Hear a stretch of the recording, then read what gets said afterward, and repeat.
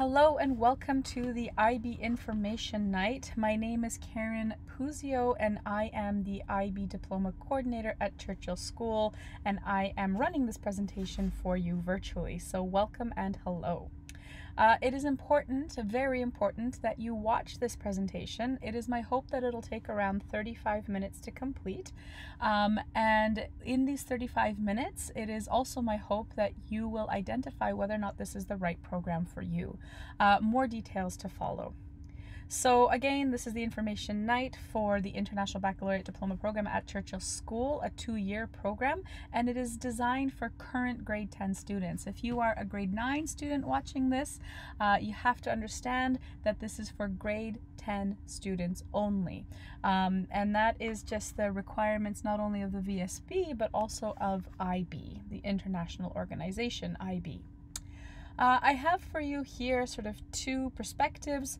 Many of you who are watching this are probably part of the Prelude program.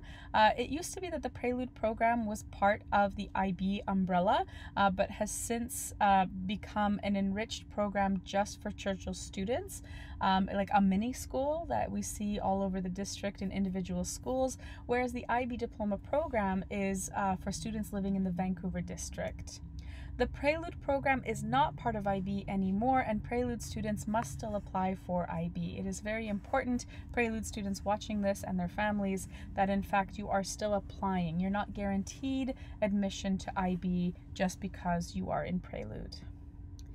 So tonight's agenda is me discussing the IB Diploma Program, its origins, how the program runs at Churchill School, then point number 3, which is the one I really want to emphasize, whether or not IB is a good fit for you, and then the application process. So the VSB IB Diploma Program is offered in 2 schools. We have Churchill School, and then there's also Britannia. You are allowed to apply to both programs, and Britannia and Churchill have a good working relationship. So yeah, don't hesitate to apply for both. The reason why you see them on either side of the city is, again, just to provide opportunities for IB in the public system to reach as many students as possible. So the IB Diploma Program. First of all, the background. The International Baccalaureate was founded in response to 2 goals. One was to help students who traveled a lot because maybe they were children of diplomats or soldiers, to sort of have consistent education regardless of where in the world their parents were working. I think the other is the more pertinent. It was in reaction to the atrocities of World War I and especially World War II. So it was the goal of several teachers by 1948 to develop a program of sort of peace education, and they outlined in their pamphlet, Is There a Way of Teaching for Peace, in 1948, a plan, a goal for meeting this goal of a peace education. So here's their mission statement. You can see it here. It's short, as a mission statement should be, 3 sentences divided into sort of 3 paragraphs. And the most important part to me, and I think most IB coordinators around the world, is these points here. It's the goal of IB to create a better and more peaceful world. It is involving rigorous assessment with international standards, and by far the most important, it is the hope and the goal of this program to develop active, compassionate, and lifelong learners who understand that other people with their differences can also be right. It's a really beautiful program that encourages embracing other perspectives, gaining knowledge, being thoughtful, and being critical thinkers. The International Baccalaureate is a non-profit foundation registered in Switzerland. In 1968, the IB began with 7 schools, and now it's actually far more than 4,700. My apologies for not updating that statistic. We're looking at over 7,000 IB schools in over 202, I believe, countries around the world. These are updated statistics. So we have 7,232 IB schools around the world, and you can see how they are distributed, whereby about 51% of the schools are located in the Americas. That includes North and South America. You have approximately 28% are in Europe, Africa, and the Middle East, and then the remaining 21% are in Asia Pacific. So IB is truly an international program. There are 3 regions, or kind of 3 headquarters located across the globe. So you have the IB of Africa, Europe, and the Middle East. You have IB Americas, and then you have IB Asia Pacific. So administrative offices located worldwide, making it quite the international organization. So you can see here on this little diagram that we have headquarters in Geneva. There's also representatives for Japan in Yokohama. We have them in Beijing. There's an office in Singapore. And going over now to the Western Hemisphere, you have Bethesda in the United States is the office for IB Americas. Cardiff is like the HQ for all assessment. And then even down in Argentina, there's a branch for IB Americas. And India we have in Asia, representing South Asia. So yeah, a truly international organization.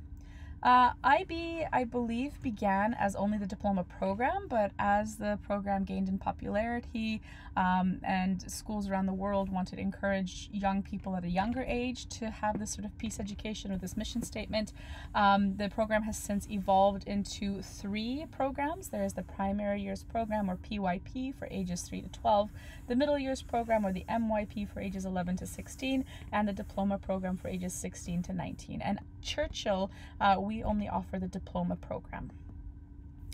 IB also has something called the learner profile, which are key characteristics of IB students, and it is our hope that these characteristics are developed, and when these characteristics are focused on and developed, we find that in fact it produces the best learners, the most thoughtful, principled, open-minded, caring people, and therefore meeting the IB mission statement. So as I mentioned earlier, IB is a 2-year program for students in grades 11 and 12. It follows internationally developed high-quality curriculum, requires a broad and balanced range of knowledge, fosters the development of critical thinking and reflective skills, develops independent learning and research skills, and focuses on the skills for the lifelong learning. So these are all really important skills. So in terms of balanced range knowledge, critical thinking, research skills, lifelong learning, that will take students far. Developing those skills will take them far in the future, and the benefits of IB go on beyond post-secondary. Perceived success of pre-university courses.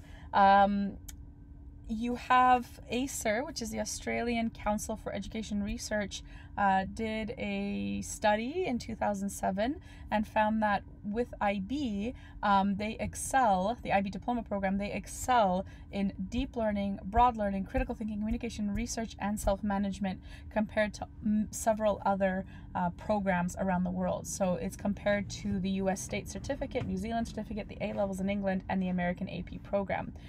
So you can see with deep learning, IB is above the US State Certificate, New Zealand, and AP, but the A-levels do have a bit more deep learning than IB. And then you can see with broad learning, with the breadth of knowledge that IB students have walking out of this program after 2 years, it goes well beyond the other programs mentioned in this research. Same with critical thinking is surpassing all the others. Communication skill development surpasses all the others. Research and self-management as well. So an extraordinary program that's very well balanced. So some comments on the IB diploma program. Howard Gardner, who's a professor of education at Harvard, wrote, "I am an admirer of the International Baccalaureate. I consider IB the source of strength in education because I believe the International Baccalaureate is more forward-looking, more globally oriented, and less faddish than other educational enterprises." So Gardner, in his experience as a professor of education, recognized that fads in education sort of come and go, whereas IB stays, and in fact it's evolved into the PYP MYP program and the MYP program. So something thought about thought and developed in 1948, manifesting itself in 1968 with the first 7 IB World Schools, still exists today, and the same rigors still apply. So it really is not a fad. It is something, IB is something that is here to stay. You have the Guardian in the UK wrote, the IB diploma is now regarded as more academically challenging and broader than taking 3 or 4 A levels. The University Admissions Service counts the top IB score as equivalent to 6 grade A levels. So really a superior education program, but with that kind of superiority comes real rigors in assessment. So an example from the United States comparing IB to AP, students who are interested in applying to US universities, they have to go through a system called the Common Application, or Common App. And when counselors such as myself and teachers such as myself are asked to provide references for the Common App, one of the first questions on the Common App is how difficult would you consider the program the student is in? And so we choose most demanding, and then the next question is the student in IB? Yes. And then the next question is AP, yes or no, and then the next question is regular, which indicates that even the US with Common App and the universities that use Common App recognize that IB is the most rigorous, the most demanding program.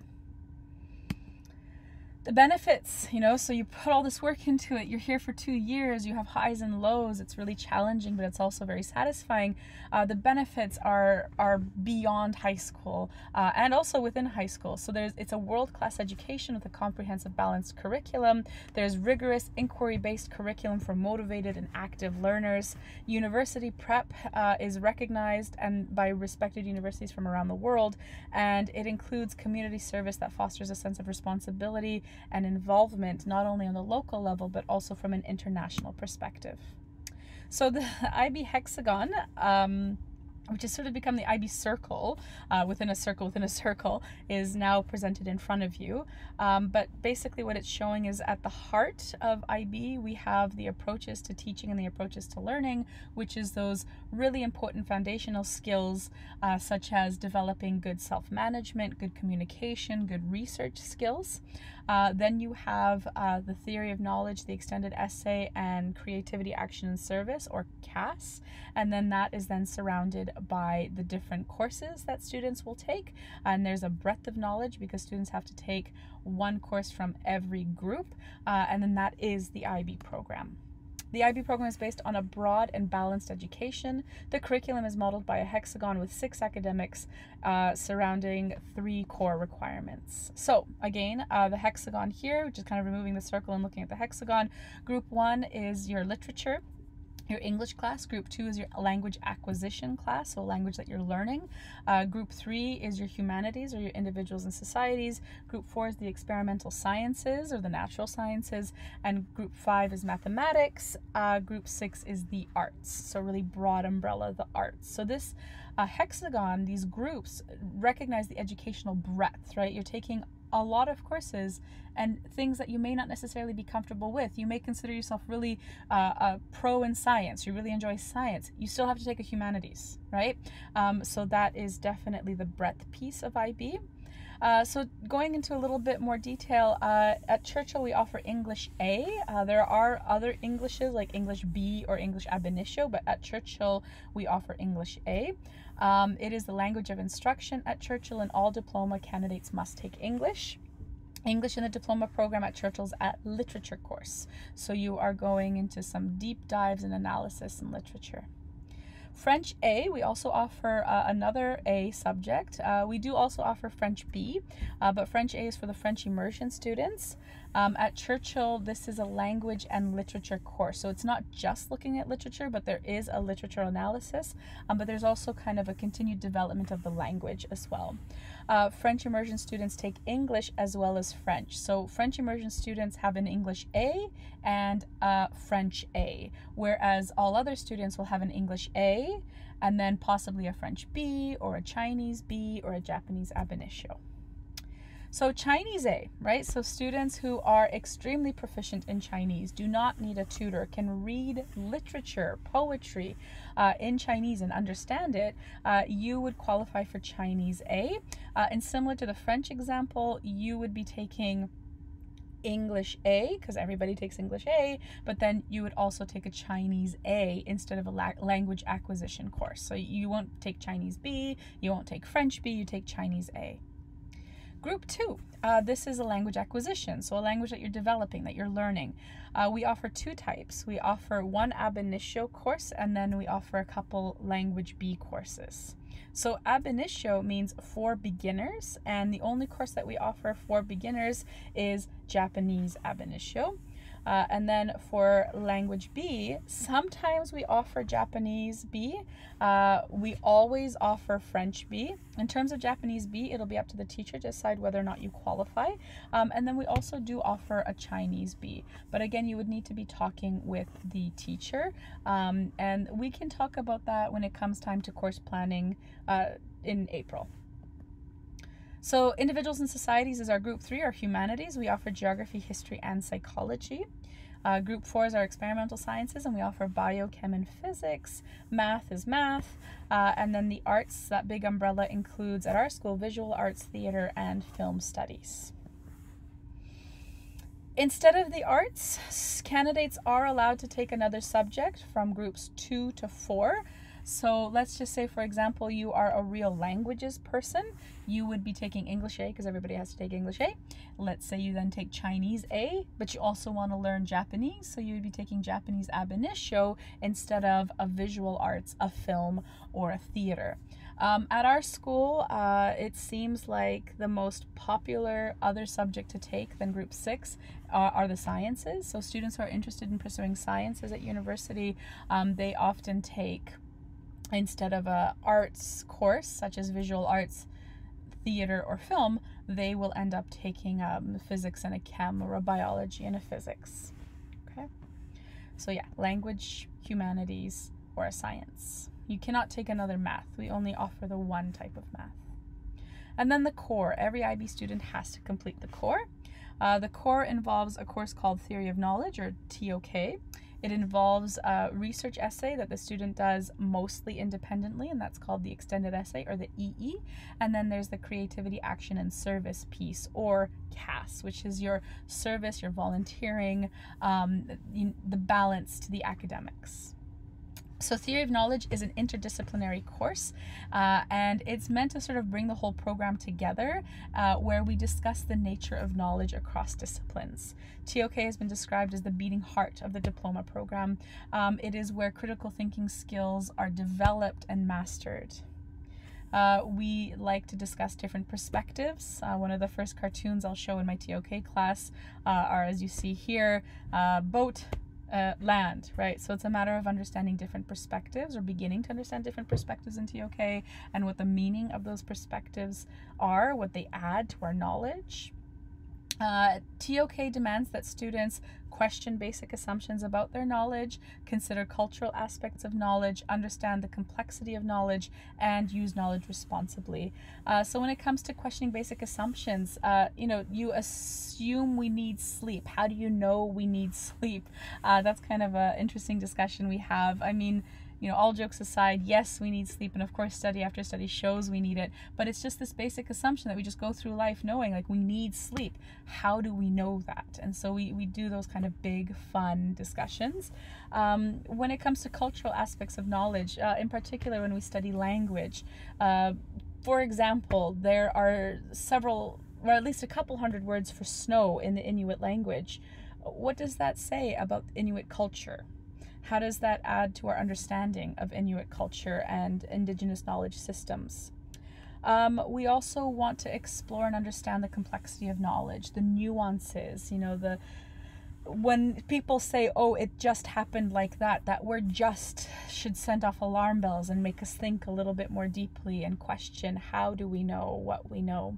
And finally, acquiring all this knowledge, developing all this knowledge, being critical and thoughtful, there's a lot of responsibility that comes with that, and teaching students about the responsibility of knowledge and the responsibility of speaking up and knowing when to speak up and when to listen.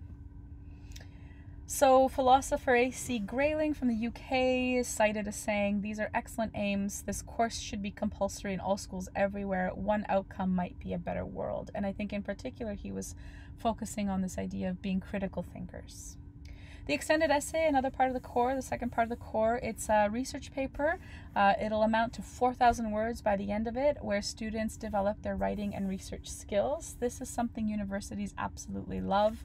It seems daunting at first, but we have an excellent system at Churchill School. We have several mentors who provide support. So earlier I mentioned it's done mostly independently, but it is also done alongside a teacher mentor. So the mentor does not mark everything all the time along the way, but they provide advice and mentorship, and they support the student along the way. Often, well, every time, the mentor is somebody who is proficient in the subject. So say, as an example, a student wants to write a history research paper, a history extended essay, they're paired up with a teacher who has studied or teaches history. The extended essay is one of the reasons universities favor IB graduates, because not only are these IB students completing 6 courses, which represents a breadth of knowledge, they are also diving deep and exploring a topic of interest to them. It's independent. They get to work with a mentor. It's like working on a master's thesis. And one of the factors IB graduates find most helpful for the rigors of university. CAS, this is the service component, the balance to the academics. Participation in the school's CAS program encourages students to be involved in several different ways in the school, be they artistic, sport, community service, and it fosters the students' awareness and appreciation of life outside the academic arena. Students develop a sense of responsibility to all members of society. So to recap, you have the groups 1 through 6, and that represents the educational breadth. IB subjects can be taken at 2 levels. There's the HL or the SL, and this is what represents the educational depth in IB. So you do have to take the 6 courses from 5 to 6 different groups, right? Because if you replace a group 6 with another subject from group 2, 3, or 4, then you're taking the 5 instead of the 6 different groups. But it is, once you have honed in on that, and you've got your 6 or 5 courses, that's the breadth, you can go ahead and focus in on 3 subjects in more depth than the other 3. So HL courses are often equivalent to first or even second year university courses, and standard level courses are usually equivalent to provincial secondary level courses, but in some instances, like for example in history, it even takes you up to the university level year 1. So educational depth is what we see with the HLs. All of the IB courses at Churchill are offered at the HL and SL level except Japanese B, if it's offered, which is only at the SL level. And then, of course, Ab initio in its nature is only an SL level course. Diploma requirements to summarize.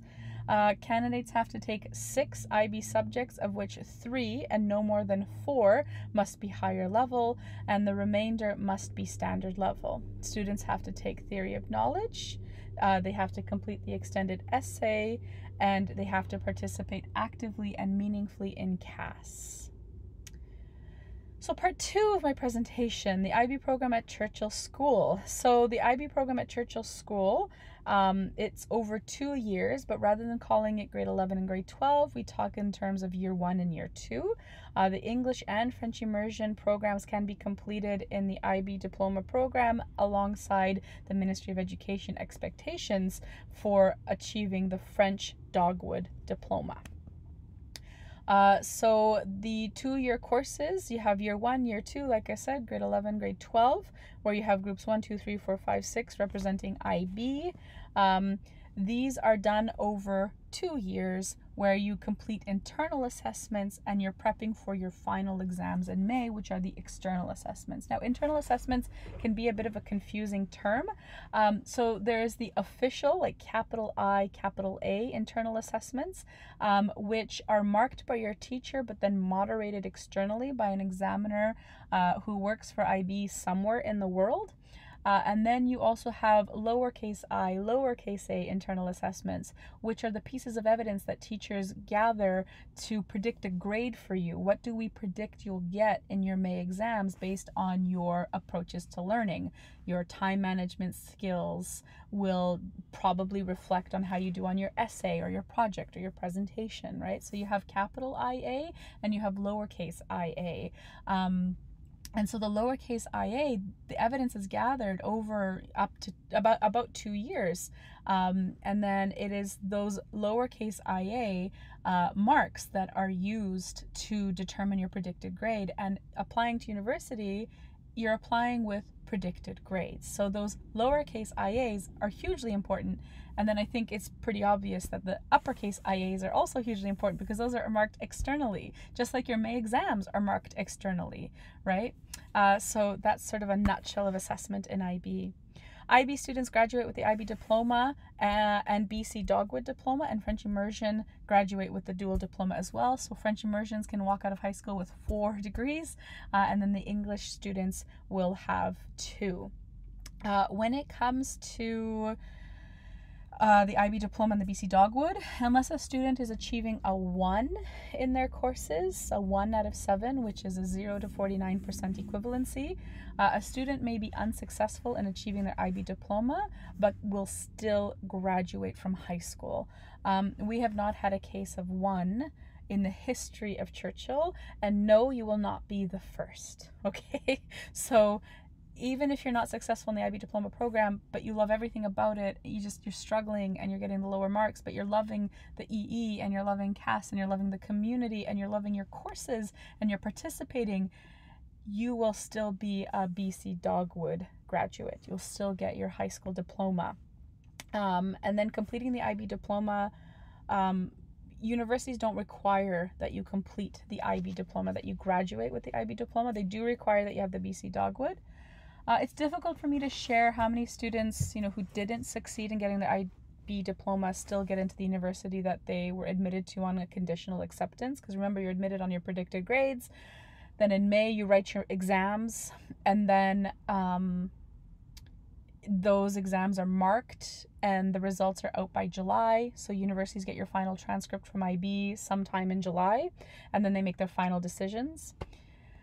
So if you don't get your diploma, let's say you were predicted a 30 and you ultimately it just didn't work out and you didn't do well in your exams and you don't graduate from IB, you don't get your IB diploma, you do graduate high school. To go back to my point, it's difficult for me to say how many students still get to go on to the university. Last year was an anomaly because the exams were canceled, but I can say last year that every student who applied to UBC or SFU were admitted to UBC and SFU. We have cases where the students who don't get their diploma still do get into UBC, SFU, but some do have their offers rescinded. This program is challenging and I don't want to hide that fact.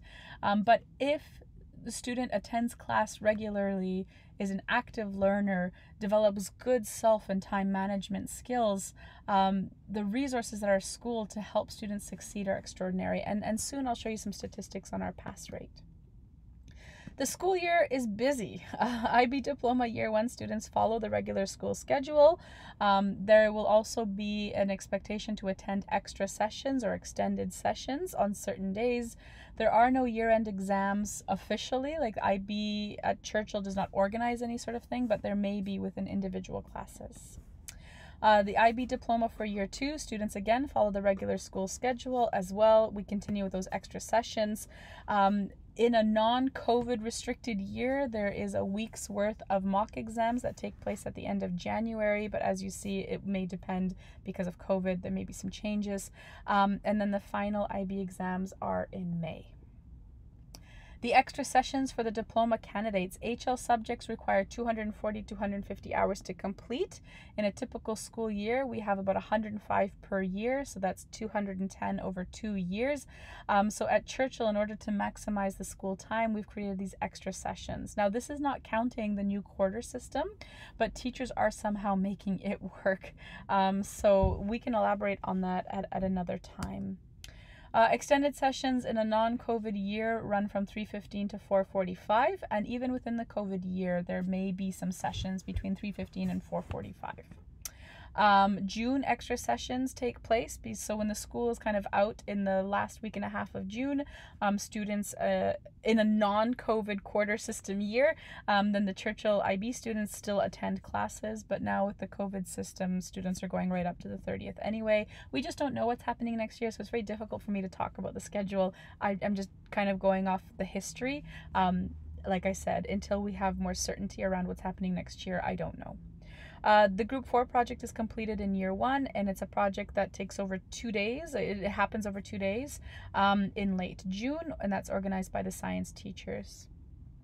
So assessment in IB, I talked about that briefly, but here's a little bit more detail. IB is a criterion-based program in terms of its assessment, which means that the only individual you ought to be in competition with in IB is yourself. So you either meet the criteria or you don't. Your marks do not depend on others in the class. Scores are presented on a 7-point scale. So if you're taking 6 courses and you can get up to 7 points, that's 42 points. Then the combination of your TOK grade, A, B, C, D, or E, and your EE grade, your extended essay grade, A, B, C, D, or E, provides a maximum of 3 additional points. So this is a total of 45. IB scores are converted to percentages for school reports because the Ministry of Education still requires that we provide percentages. A brief note about IB scores. You see a lot of my hands there, my stop and think hands. It is not possible to convert an IB score to a percentage by simply using a ratio. So as an example, if you're getting a 6, that does not mean that you have a 6 out of 7, which means that it's 86%. That is not how it works.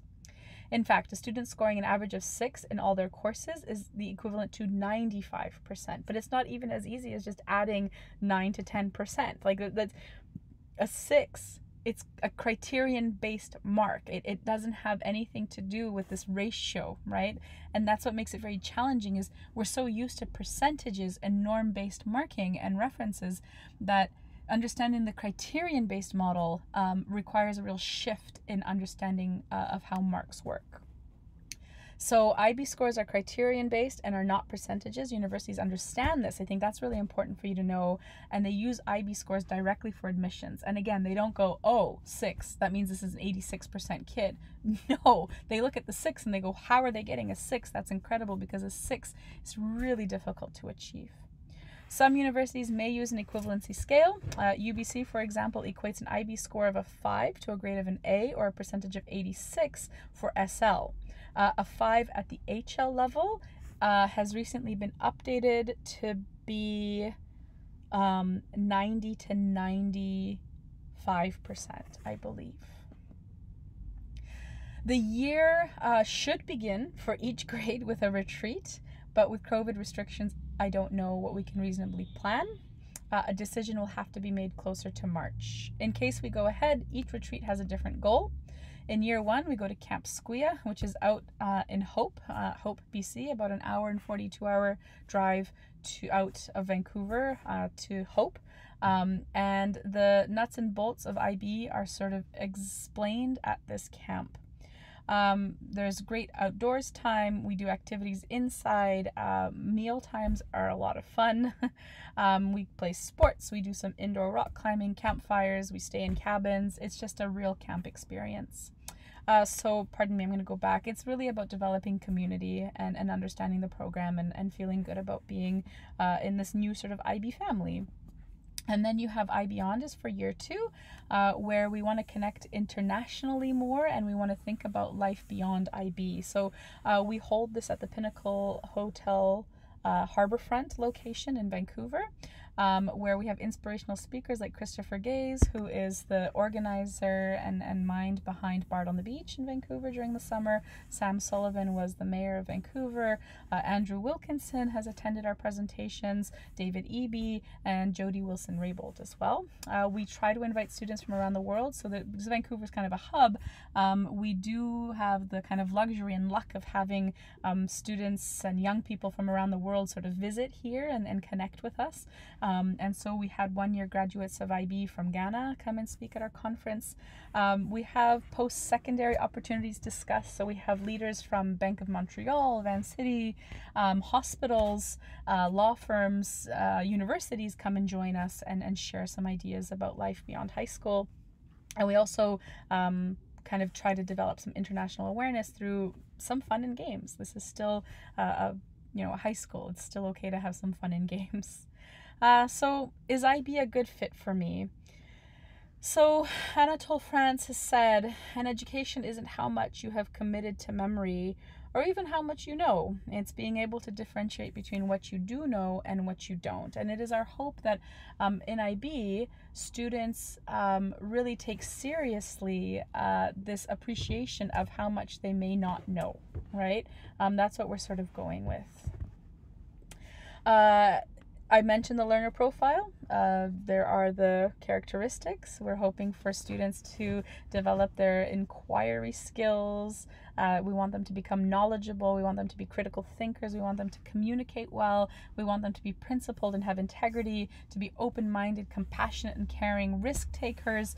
We want to see balance, and we want to see students be reflective, lifelong learners. If you're wondering whether or not you are a suitable candidate for the IB diploma, you have to ask yourself the following questions. Do you have a genuine interest in learning? Do you have the ability to learn independently and to work cooperatively with others? Are you disciplined and well organized? And do you have a genuine concern for others that would lead to an international level of concern and action? Can you balance your life, right? So can you find pleasure and comfort in doing things that are non-academic? And can you find that same pleasure and comfort with its stresses, with its highs and its lows in the academic world? Do you stress easily? IB is stressful. Anybody who tells you it's not may not be doing the entire program, right? They might be doing a certificate program, which we don't offer at Churchill, but I'm telling you, it is not easy. There are a lot of challenges when it comes to IB, and you won't be the first person to face these challenges, and you wouldn't be the last person to face these challenges. Students before you have been successful and students after you will be successful, but you need to go in understanding that it is a stressful program, but you also develop skills to deal with stress because life gets stressful, and unless you start learning how to deal with that stress in a way that is appropriate, develop good coping strategies, university will be near impossible. Learning to be out of your depth without panicking, to swim, to dive below the surface of the known, these are the core life skills for the 21st century, right? And so, yeah, that really summarizes my point about balance, stress, and understanding that the skills you develop in IB are really above and beyond the regular programs. The application process, so we're coming near the end. The schedule of events was already posted. The application form will be available on the 13th of January. Okay, so on the 13th of January, the application form becomes available. The process, so 13th January 2021 by 9 a.m. I may even be able to get it up sooner, but it wouldn't be too much sooner. It's not going to be today or tomorrow. It'll be 12th in the evening-ish or the 13th in the morning. You can download it from the Churchill VSB website. Pardon me, not tomorrow afternoon. The application fee is $20. There is no entrance exam this year. Instead, we're going to be having interviews and a more rigorous application process. The interviews are going to be virtual for all applicants. So whether you're a Churchill student or a Prelude student or an external student, all applicants are being interviewed virtually. As much as possible, we will want this to be done through Teams, but we also understand that in fact it may have to be done on Zoom for students who are not part of Teams, or we cannot connect on Teams because you're outside of the Vancouver School District. Students currently enrolled in the Prelude program must also complete the application form. As I mentioned earlier, you're not just automatically admitted to IB.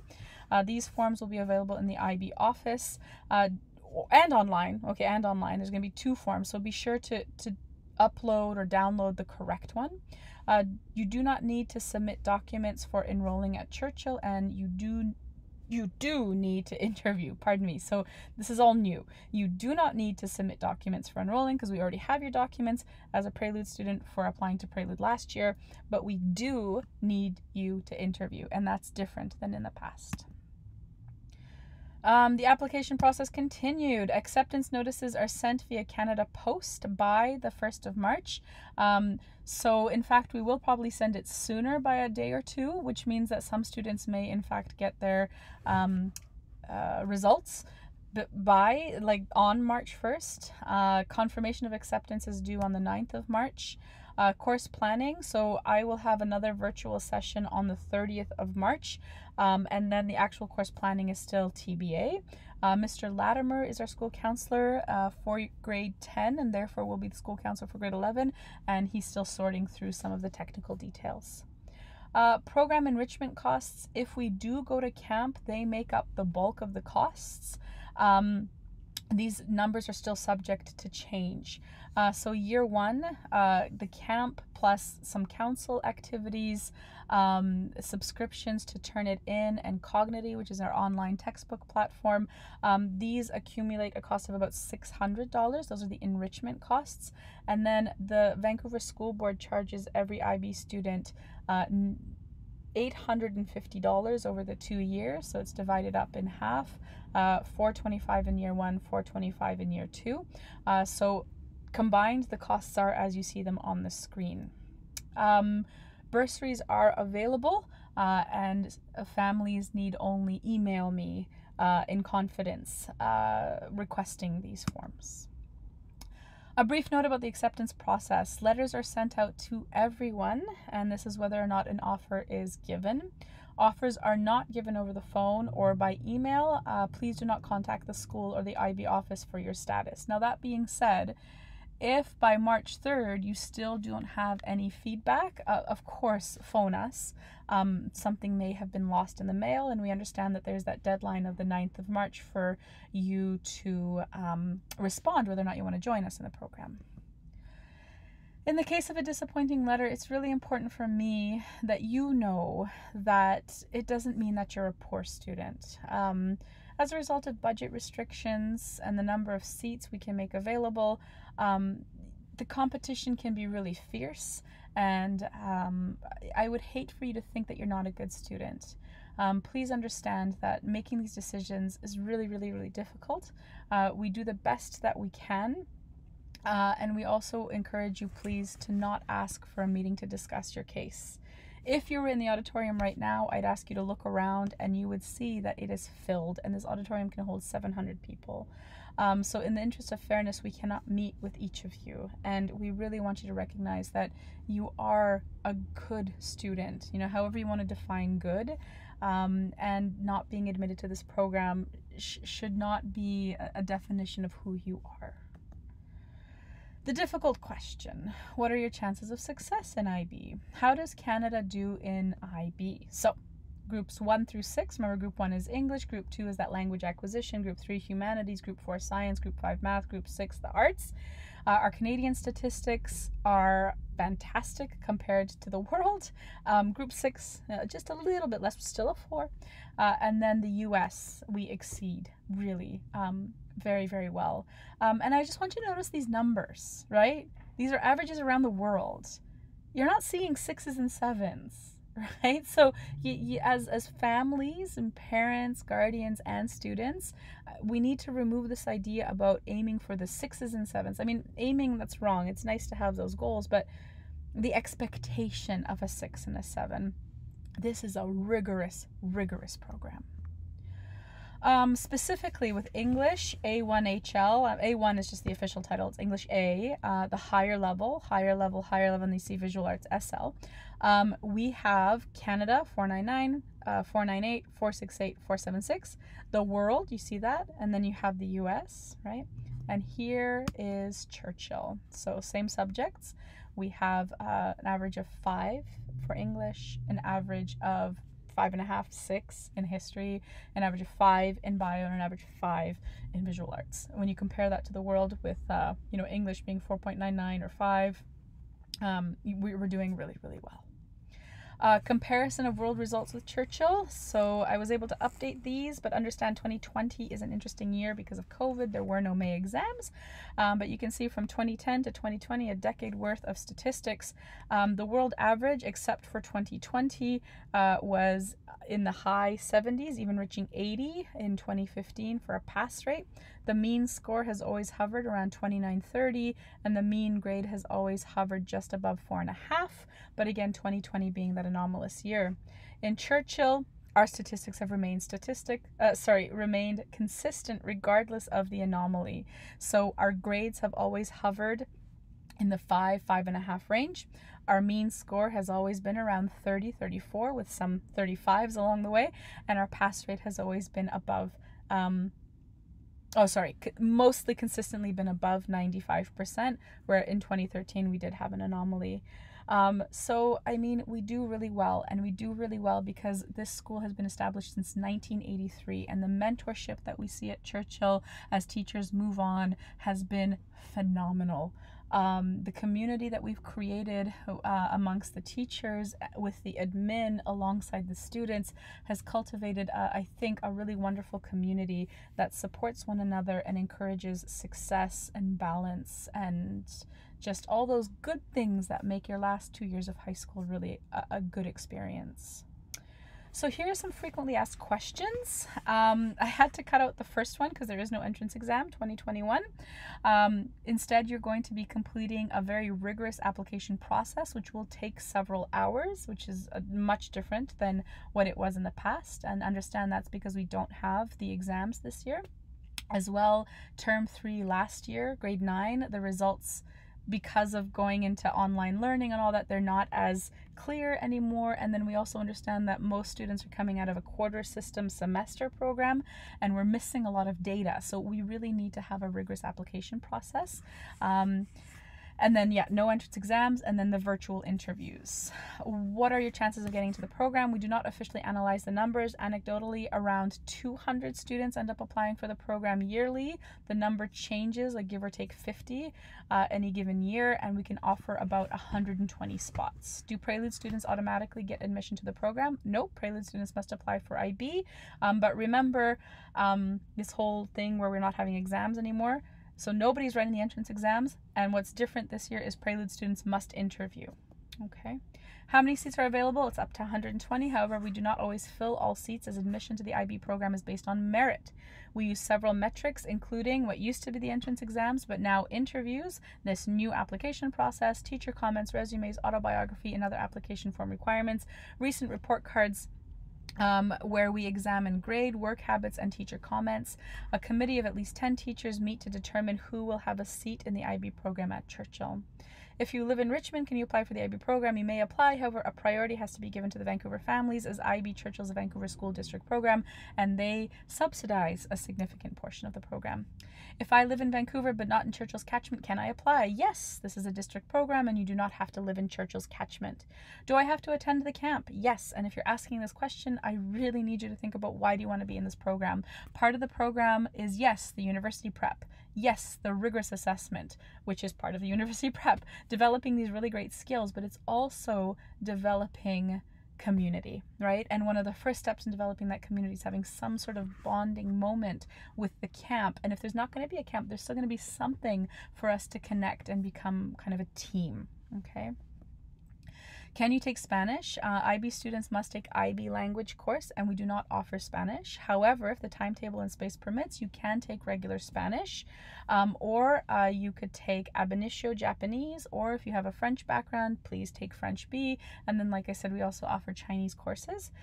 We do not offer online independent sort of programs, private programs, classes, which include Pamoja. I know that seems to be a popular one.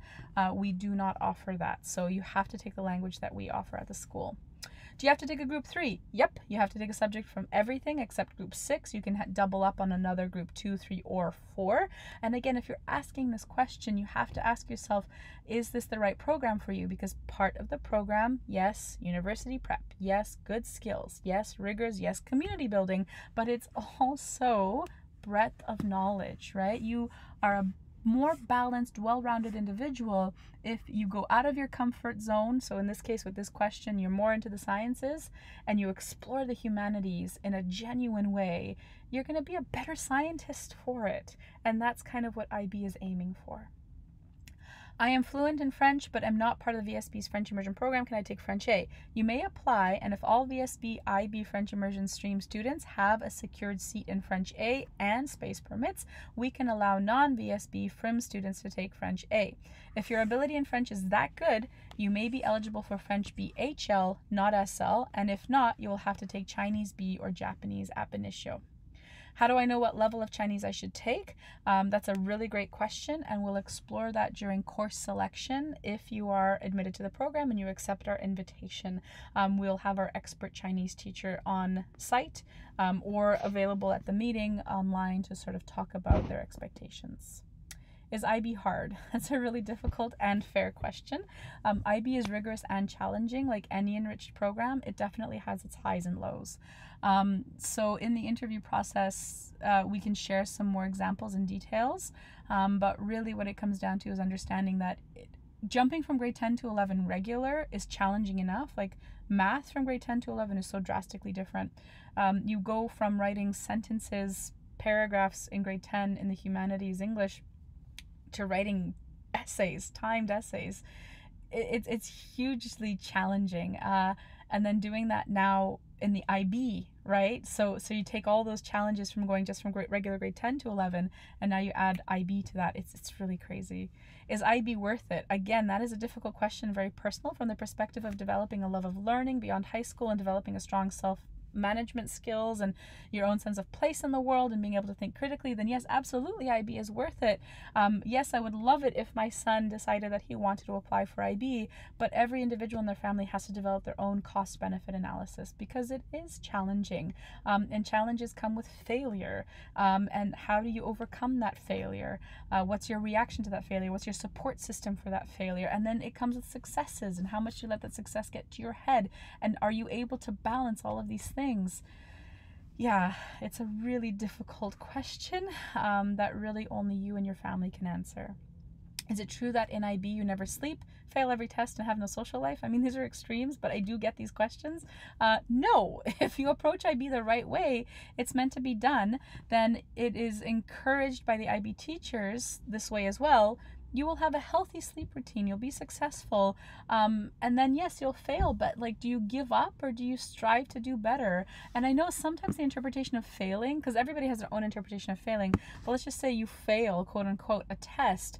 Is your reaction to go to the teacher and beg for marks, or is your reaction to sort of calm down, look at what happened, listen to what the teacher is saying about the marks? What are the general comments? What are the specific comments on your paper? Can you apply this to the next exam, right? So there's this kind of development of you as a human and how you deal with challenges and successes. It develops resiliency and perseverance. Can you take certificate courses? No. We are moving out of the certificate program.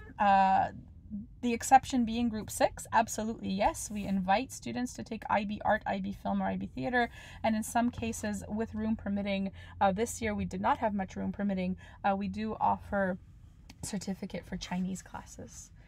Can you change your HLSL level partway through the program? So all courses are going to be blended in year 1. This is the first time that's happened. We've transitioned away from a separate physics class, a separate HLSL chem class, and a separate HLSL math class to blended all in year 1. So first phase was phasing out physics HLSL split. Now it's blended in year 1. We phased out the math this year was the first time we had it blended, and then next year is going to be the first time that we no longer have a split HL/SL Chem class. So you don't have to worry about being HL or SL until grade 12. And I think that's great because you get to sort of sample the course and decide where your passions are. I have so many examples where students have thought that their future was science and they've moved into the humanities and vice versa. Will universities see if I dropped IB? They may, as your transcript may include an IB code in grade 11 and then no IB code in grade 12. I don't know what the implications of that are, but if that's the question, that's the answer. Can I drop the program partway through? So you're required to finish the first year, and the expectation is that you complete the whole program. And if you're asking this question, then you need to ask yourself a better question. Why are you applying to the program if you're already thinking about dropping? Okay, you are going to face challenges. It's not always going to be fun and easy. If that's not something you want, if you want things to just be fun and easy all the time, I do not encourage you to apply for this program. Okay, so please understand that this is the most rigorous education program you can take at the high school level, and with that there are the highs and the lows. How many hours in CAS? No such thing as hours in CAS anymore. I know you'll forget this once you get into the program. That'll be the first question you ask when it comes to CAS, but it's about meeting learning outcomes. And once you're in the program and I meet you again in September, then I will explain CAS in more detail. Can international students apply for IB at Churchill? The VSB policy states that no international students can be accepted into this program. Can I apply to both Churchill and Britannia? Yes, you can, but you'll only be accepted to one. How do universities look at IB students with regard to admissions? It is recognized as the superior program by far. A student getting an 86% in the regular program is not the same as a student getting a 5 in IB. The student getting a 5 in IB is taken over the student getting the 86. And that's because the IB student has a breadth of courses, the regular student may not. The IB student is taking 7 academic courses, the regular student may not be. The IB student is doing an extended essay, the regular student may not be. Well, they're definitely not writing the extended essay, but they may be doing a research paper of some sort. The CAS requirement, the TOK, these are all things that make the IB student such an ideal student for universities. So last year the May exams were cancelled, and so the universities scrambled to decide what to do since they're not going to be getting these final transcripts that reflect a May exam, right? That kind of rigorous 3 weeks of examination at the end of year 2 that shows all the knowledge that was acquired and so on and the skills.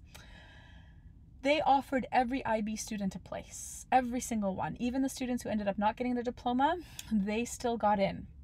And so what that tells me is that the universities really valued students and IB students. And what I learned also is that regular students did not have that same opportunity. So I think universities are moving more and more towards recognizing IB as the superior program if they haven't already done so.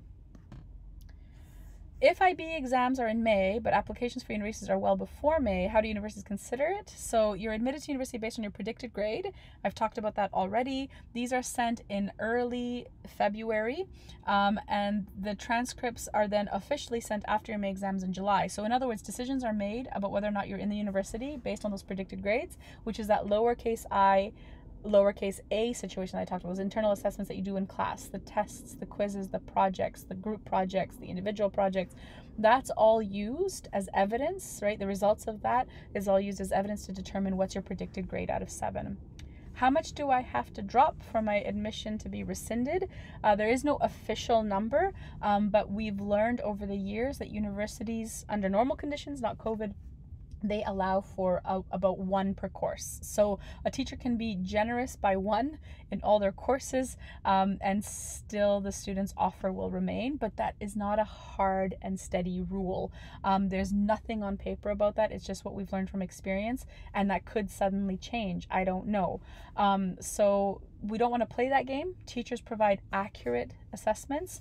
We are known in the IB community, like the big IBO community, the organization in Cardiff, for being extremely accurate. Our final scores, like when we take all the teachers' scores and we put it all together, we are the average difference between anticipated and final scores for our teachers is 1.8, where we overestimate by about 2 points per student. Now, there were no 2020 exams, so I don't know what the statistics have been since. Anyway, that's it. I think I may have gone over my time a little bit, but if you have any questions, please don't hesitate to contact me, Karen Puzio, my CAS coordinator, Noriko Waite, who's also our math counselor, and then you can also email ibchurchill@bsb.bc.ca. If you want more immediate answers, please email myself or Miss Waite. The IB Churchill one is not checked as frequently. I also encourage you to check out the ib.org website to get an idea of what the IB organization is actually all about. I gave you a synopsis, but there's more information there. And I really look forward to meeting those of you that are interested in joining us at Churchill for the IB program. Have a good evening or good day. Bye-bye.